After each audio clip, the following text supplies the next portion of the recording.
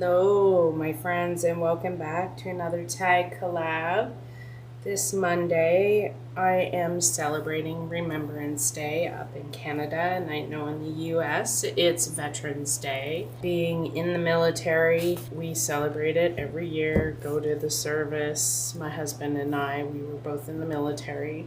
And I am doing a poppy canvas. My background is going to be black and white, but I'm gonna mix it so it'll be black, white, and gray. So the first thing I'm going to do is wet my canvas with my big brush here and then just drop on black and white and just blend it in. 8 a.m. National Radio Broadcast, 6 June 1944, Juno Beach. The Prime Minister, Mackenzie King, said, "We have received word that Canadian troops were among the Allied forces who landed this morning on the northern coast of France. Canadians will be proud to learn that our troops are being supported by units of the Royal Canadian Navy, Royal Canadian Air Force. Let the hearts of all in Canada today be filled with silent prayer for the success of our own Allied forces and for the early liberation of the peoples of Europe."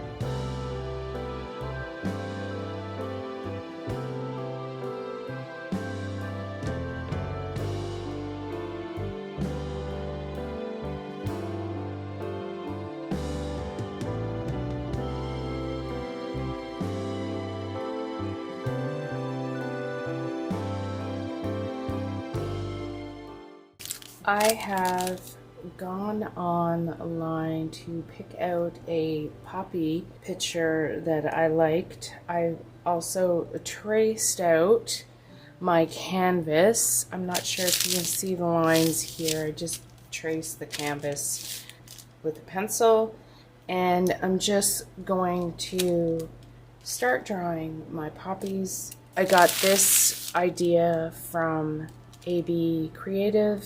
She does all hers on a baking sheet, I think, or something like that. I have parchment paper. I'm not sure if it's the same thing, but I thought I'd give it a try and see if it works. So I'm just going to start drawing my poppy, and I will put on some music and let you enjoy my process as well as speed it up for you. Preparing for assault at Juno Beach, with a combined American and British staff, began to plan in April 1943 for the Operation Overlord, the most complex and large-scale seaborne invasion ever undertaken. The landings would be made in Normandy at 5 separate assault beaches, code-named from west to east: Utah, Omaha, Gold, Juno, and Sword. The first 2 were in the American sector, and the remaining 3 in the British sector, with the Canadians responsible for assaulting Juno. The Canadian divisions were the 3rd Canadian Infantry and the 2nd Canadian Armored Brigade. The Canadians trained for their assault for months using specialized landing craft, engaging in several major exercises and dress rehearsals in Scotland. In addition to these forces, about 450 paratroopers of the 1st Canadian Parachute Battalion, serving in the British 6th Airborne Division, were preparing to attack key communications and transportation targets behind enemy lines in advance of the actual landings. Landing on Juno. On the evening of 5th June, the massive 6,000 ship invasion armada assembled in the middle of the English Channel. The fleet comprised landing ships and crafts of every conceivable kind, shepherded by the defense screen of warships, providing anti-aircraft and anti-submarine protection, and clearing safe approach through minefields.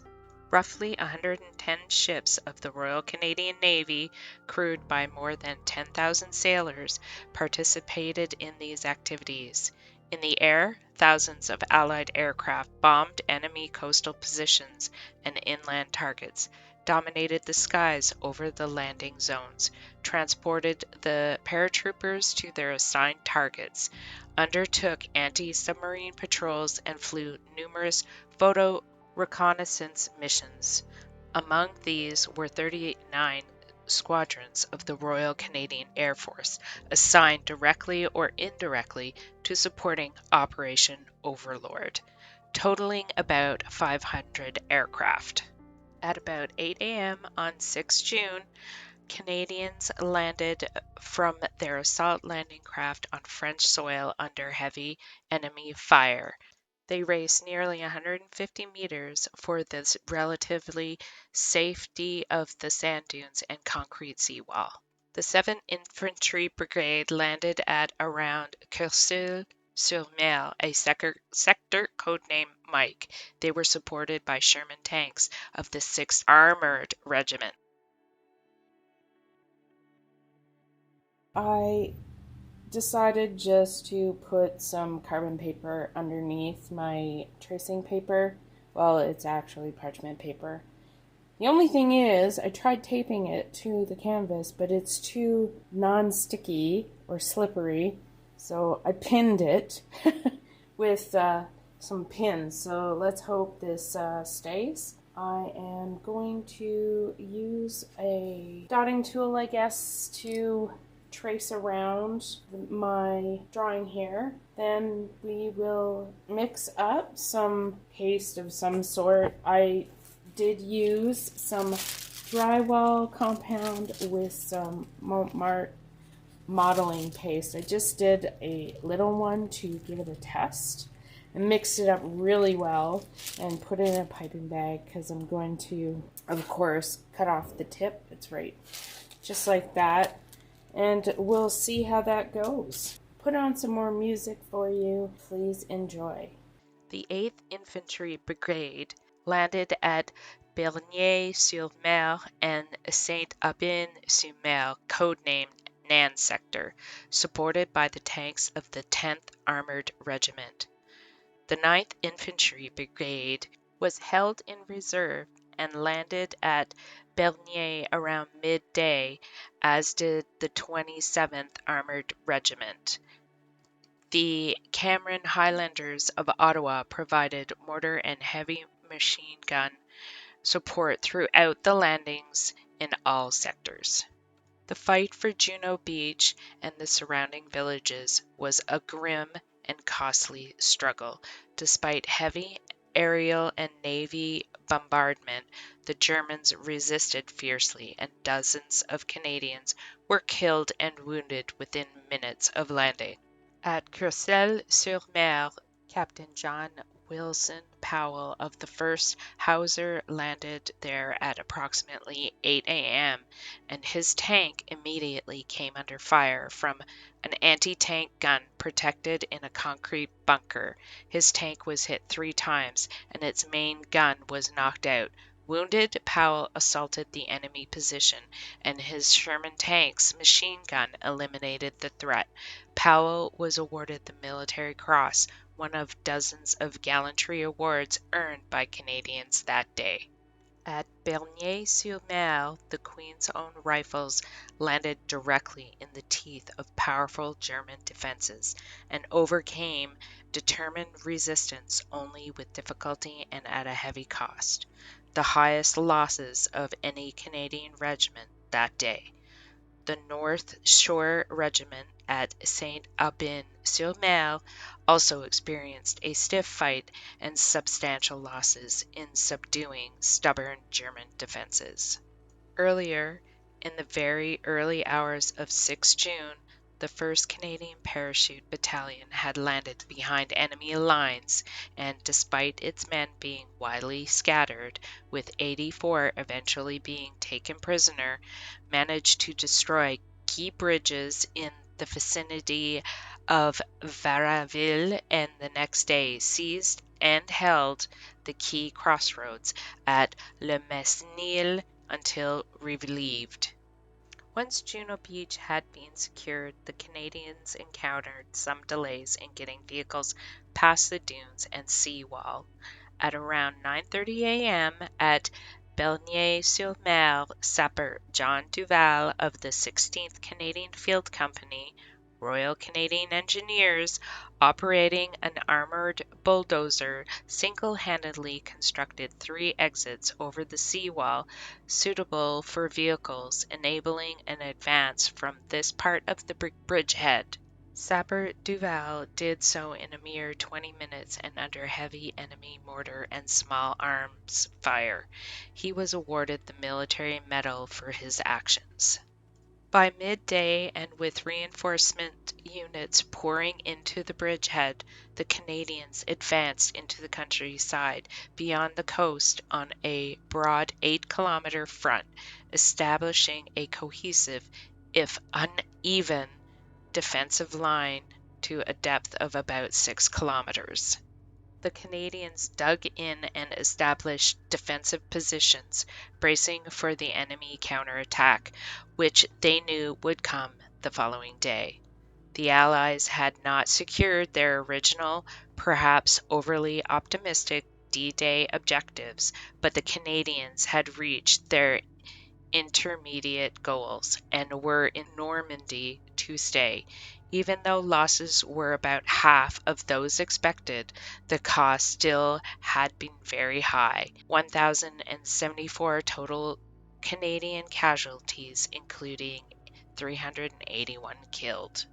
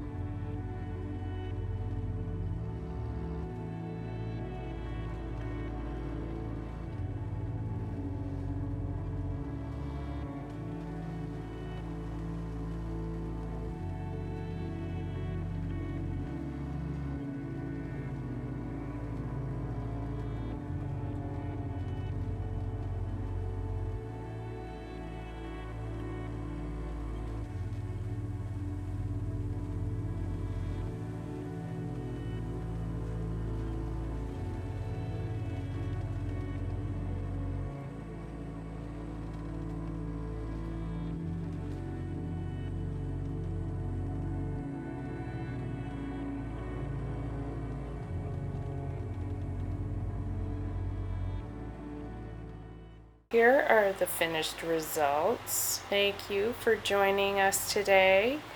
Before me was August at August Acrylic Art, and after me is Kathy at Grandma Kathy's Art Venture.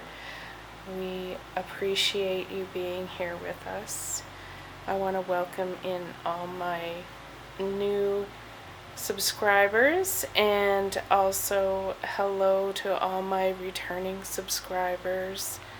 We appreciate you. Finished painting for Remembrance Day in Canada and Veterans Day in the US.